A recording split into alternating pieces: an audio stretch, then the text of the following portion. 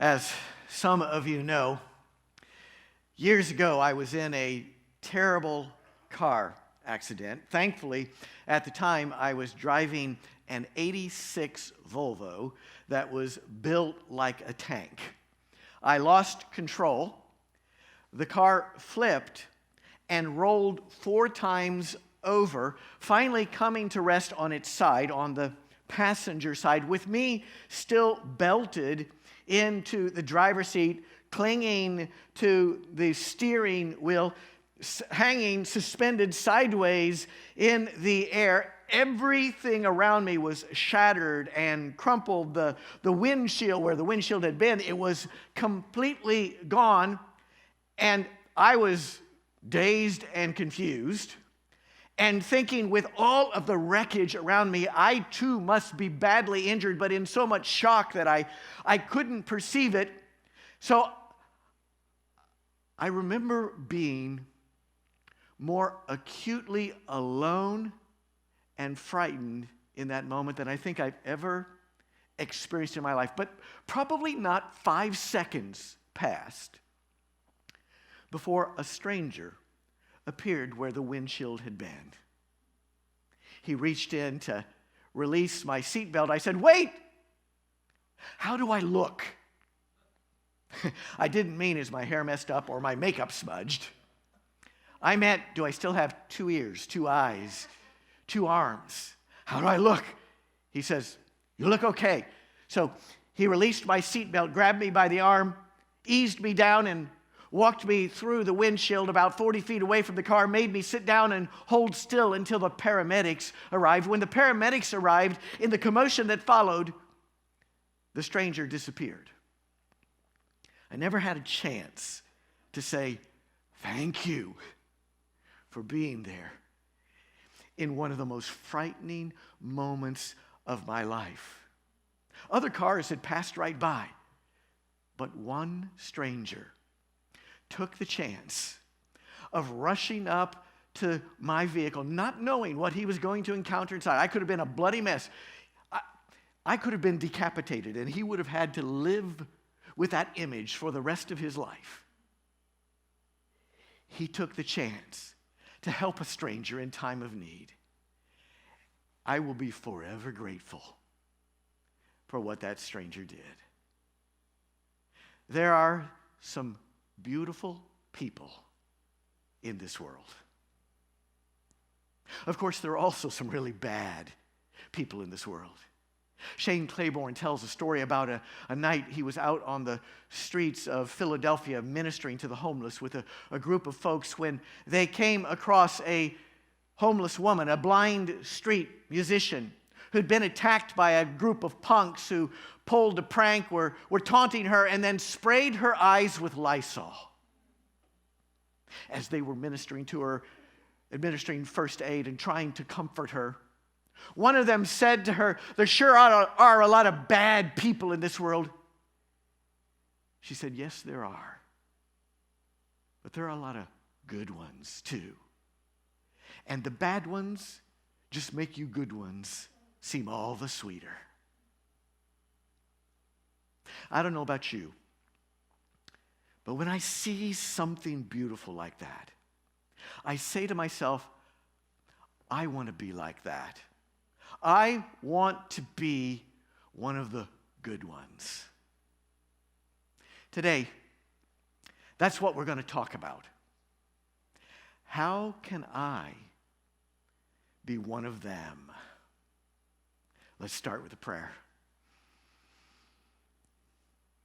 God, in a world that is frightened and hurting, we want to be instruments of your grace.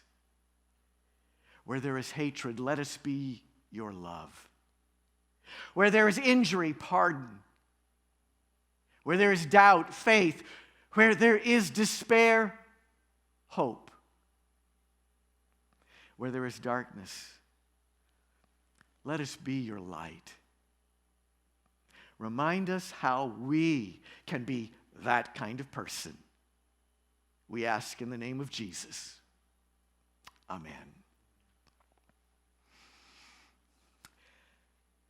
There is a calling on your life. God is calling you to be a certain way in this world, and me too.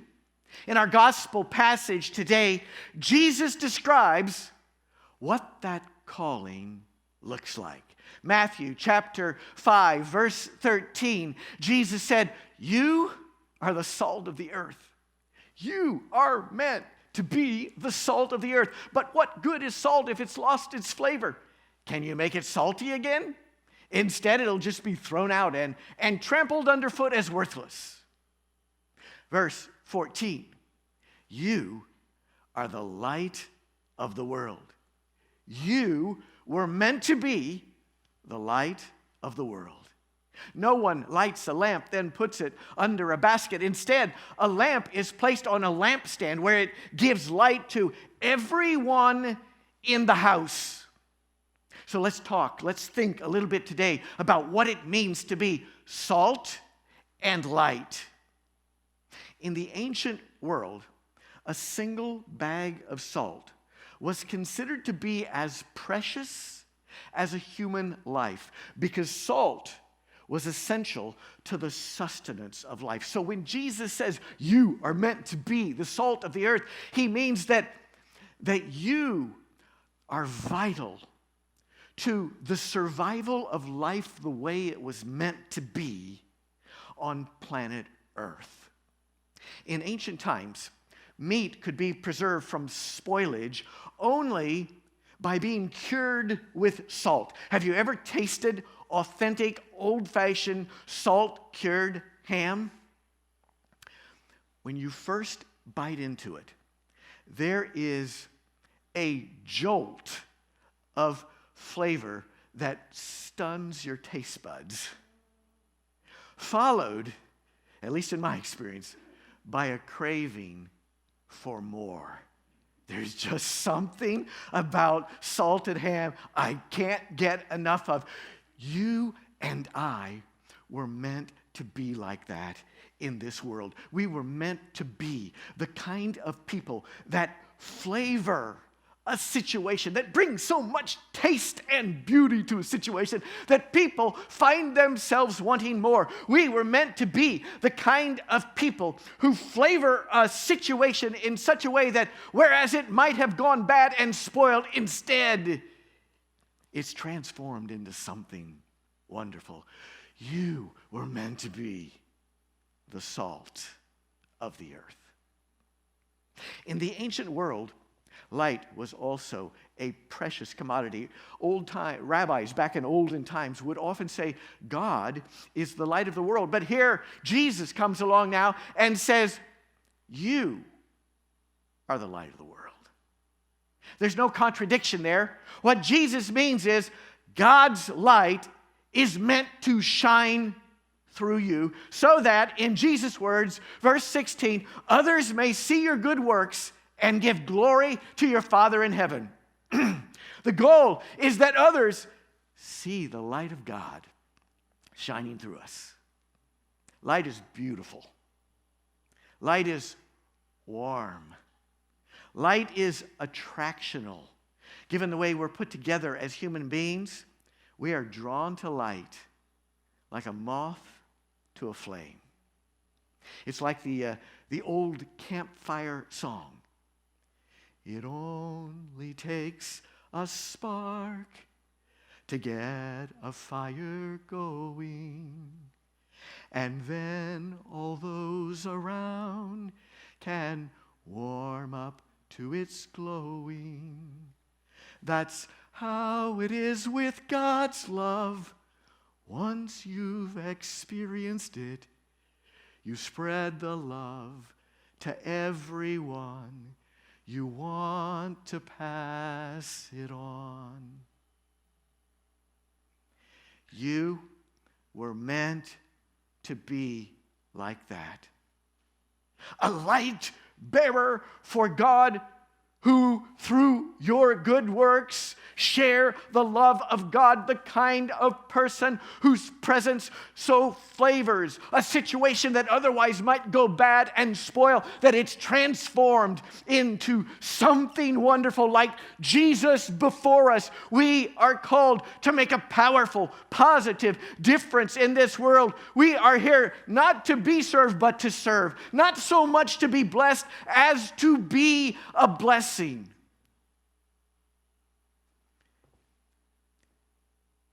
But it all begins with a choice. How do I choose to see myself? I guess what I'm trying to say is it all begins with a decision, a conscious decision I make about how I choose to see my life. One afternoon on a subway platform in Washington, D.C., a man who was waiting for the train to come into the station tripped, fell off the platform onto the tracks. Immediately, a group of people began to gather, reaching out to him from the platform, shouting at him, "Give me your hand! Give me your hand!" But the man was non-responsive. Then along came Mullah Nasruddin. He pushed his way through the group that was gathered there, knelt down at the edge of the platform, and said to the man on the tracks, "What do you do for a living?" The man said, I'm an IRS inspector." Mullah said to him, "In that case, take my hand." Immediately, he reached up, took his hand. He pulled him to safety. Then Mullah turned around and said to the amazed group of people there, "You fools never ask a taxman to give you anything. Not give me your hand, take my hand." You've probably heard it said before that there are two kinds of people in the world, givers and takers. I think it would be more accurate to say there are two impulses deep within each of us. The impulse to give and the impulse to take. Which one of those impulses is going to predominate in your life? Which is going to have the upper hand?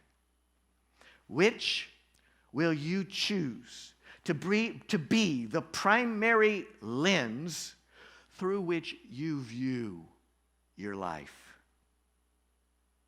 You're probably familiar with the famous statue of Jesus that towers over Rio de Janeiro, Brazil.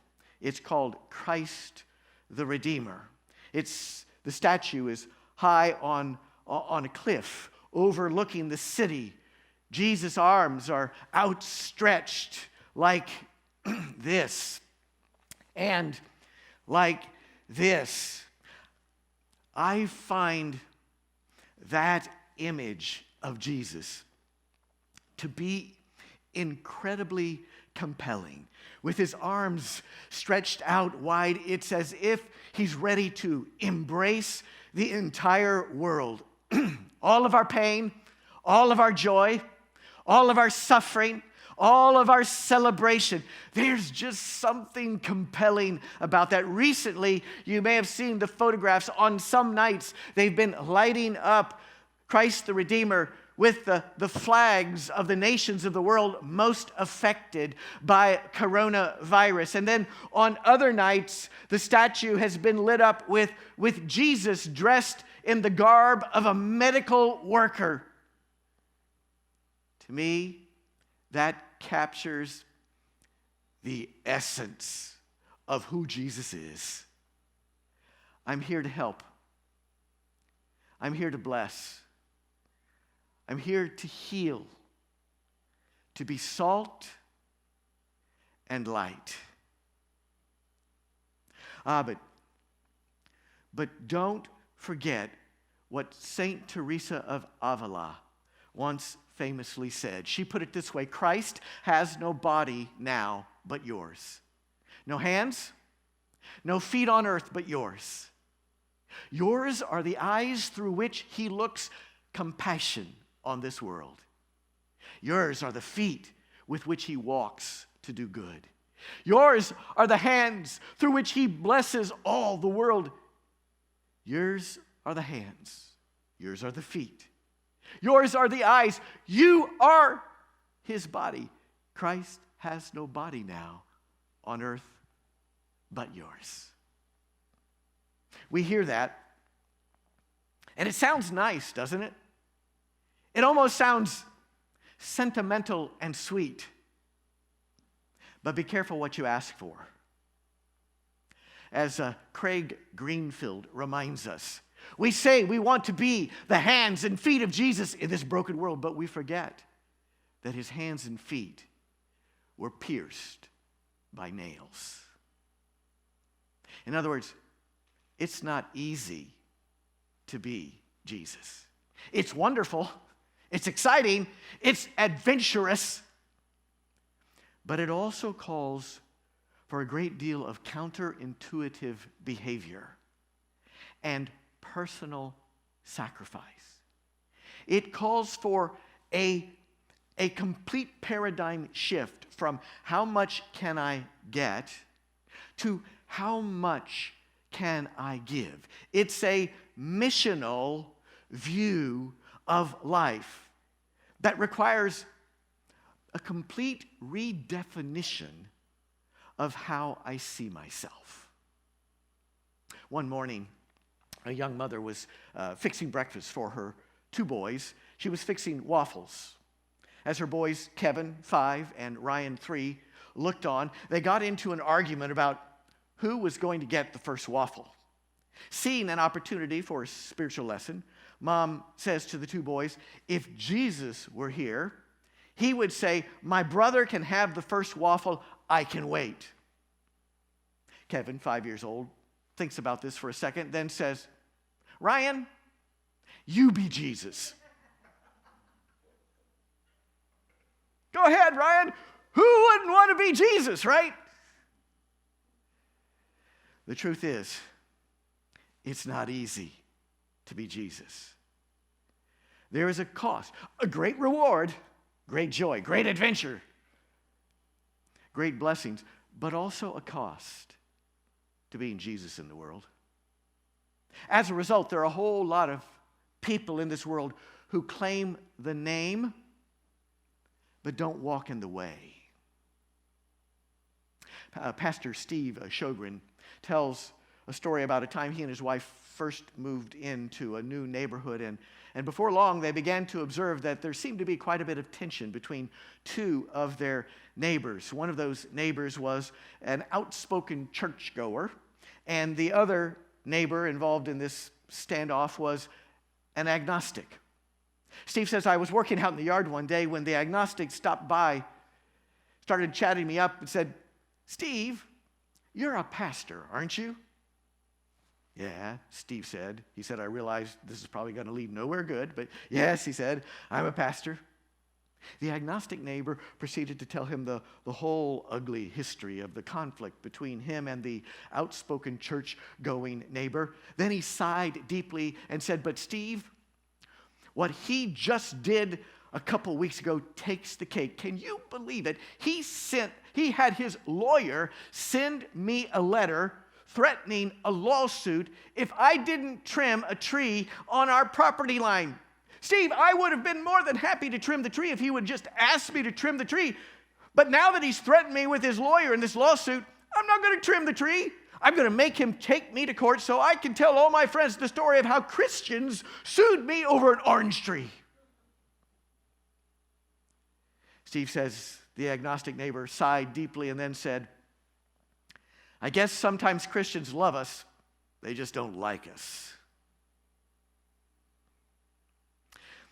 Talk about taking your light and putting it under a basket. Talk about salt that's lost its flavor. If salt loses its flavor, Jesus says, what good is it? There are a lot of people in this world who claim the name of Jesus, but aren't living in the way of Jesus. There's nothing worse than somebody who claims to be one thing, but lives another. Dennis Johnson needed to get his clothes dry cleaned and he needed it done quickly. He was getting ready to go on a trip, and he had forgotten. He remembered that on the other side of town, he'd seen a dry cleaner whose name on the big sign above it was 1 hour dry cleaning. So he went to the trouble to drive all the way across town, took his clothes in, sat them on the counter, and then the clerk behind the counter says to him, "We can't get these back to you until Thursday." Steve said, "But I thought the sign outside said 1 hour dry cleaners." Without the slightest sense of irony, the clerk said, "Oh, that's just our name." It's easy to wear a "What would Jesus do" bracelet or a cross around our neck. What's more difficult? What's far more challenging is to live it. Especially at home, where we let down our guard among those who are most familiar with us and are often at our worst. It's like that old saying that says, the difficulty with marriage is you fall in love with the personality, but have to live with the character. Back in the 1970s, Arthur Burns was a famous economist and for 8 years served as chair of the Federal Reserve Board. Though he was Jewish, he was once invited to lead a prayer at a huge gathering for evangelical Christian politicians. The prayer that Arthur Burns prayed stunned his audience. This is exactly what he prayed. Lord, I pray that Jews will come to know Jesus Christ. I pray that Buddhists will come to know Jesus Christ. I pray that Muslims will come to know Jesus Christ. And I also pray that Christians will come to know Jesus Christ. Amen. Enough said. That's convicting, isn't it? We aspire to good things, but it's hard to be salt and light. I want to be the kind of person whose light can light up a room with love. The kind of person who can light up a room with love that otherwise would have been filled with indifference. I want to be the kind of person that can flavor a situation that would otherwise spoil and go bad and transform it into something wonderful. But how and where will I ever find the strength to be that kind of person? Actually, that's where we're going to pick up next week. Next week, we're going to look at Jesus' secret formula for how we can live fully into our calling to be salt and light. But for today, we will have accomplished quite a lot if we simply remind ourselves that there is a calling on your life to be the salt of the earth, to be the light of the world, not just when it's easy, but especially when it's hard. Not just in the really big decisions of life where we have time to pray and meditate and think, but even and especially in all of those spontaneous little circumstances that arise at a moment's notice and populate our everyday life. Each one of us is called to be the hands and feet of Jesus. Let me close with a couple of examples of what that looks like. being Jesus in the everyday flow of life. A couple months ago, I was standing at an ATM machine taking out some money when an elderly man walked up to me and said, "Could you please help me check my balance?" I said, "Okay." Gave him a little push, and he toppled right over. He had no balance at all. No, that wasn't one of the two stories I wanted to end with. Let me get back, refocus. Scott Sauls, tells the story of a woman named Janet who visited his church for the first time one Sunday. She came in with her two young sons and checked them into the nursery, then went into the worship hall. After worship service, she came back out and was standing in line with her two boys to check them out of the nursery when one of the nursery volunteers walked up to her and had a quiet conversation explaining that they'd had some challenges with her boys that morning. They had picked some fights with other kids and broken some toys. That mother, in front of a group of people around her, proceeded to ream out those two little boys, getting so frustrated with them that she bellowed out S-H-I-T. Then caught herself, felt embarrassed, grabbed her two boys and herded them out of the church. Everybody thought, they won't be coming back anytime soon. The next morning, one of the volunteer nursery workers who'd witnessed this event called the church office to ask if by any chance Janet had left any contact information. She had. So this nursery volunteer wrote a note and mailed it to Janet. This is what her note said. "Dear Janet, I'm so glad that you and your boys visited our church. Oh, and about that little exchange when you picked them up from the nursery, let's just say I found it so refreshing that you would feel freedom to speak with an honest vocabulary like that in church. I'm really drawn to honesty, and you're clearly an honest person. I hope we can become friends. Love." Then she signed her name. Actually, they did become friends.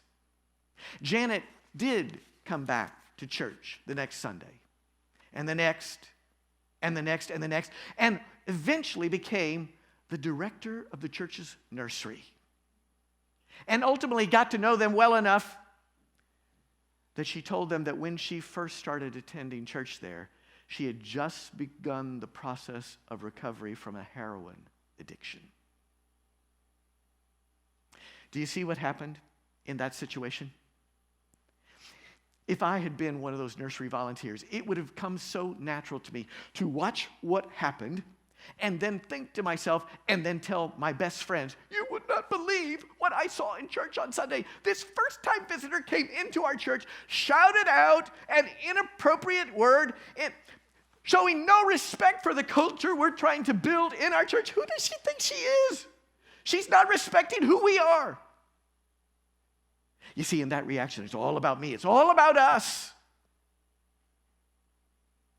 Instead, that nursery volunteer, having the empathy of Jesus, Christ the Redeemer, must have thought to herself, for someone to shout out S-H-I-T in the middle of church, how much stress and frustration must she be carrying? I wonder how we can help her.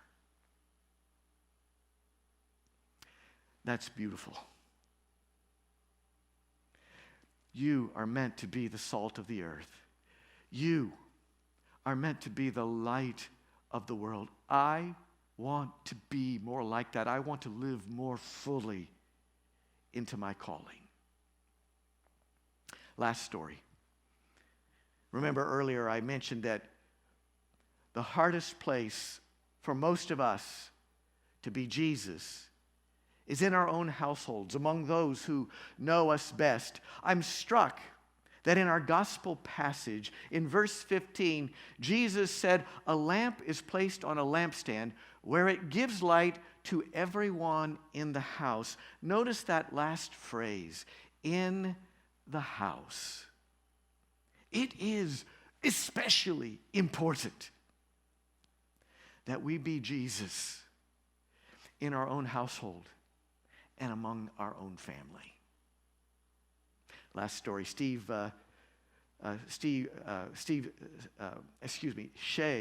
Savano exited the highway near his home one day when his car sputtered to a stop. He rolled off the side of the road, tried to restart it, wouldn't restart, so he called a tow truck. The tow truck came, put his vehicle up on the truck, drove it to his house, deposited it in his driveway, where Shay opened the hood, started tinkering with some wires and some hose, but quickly expended his not-so-vast auto repair knowledge.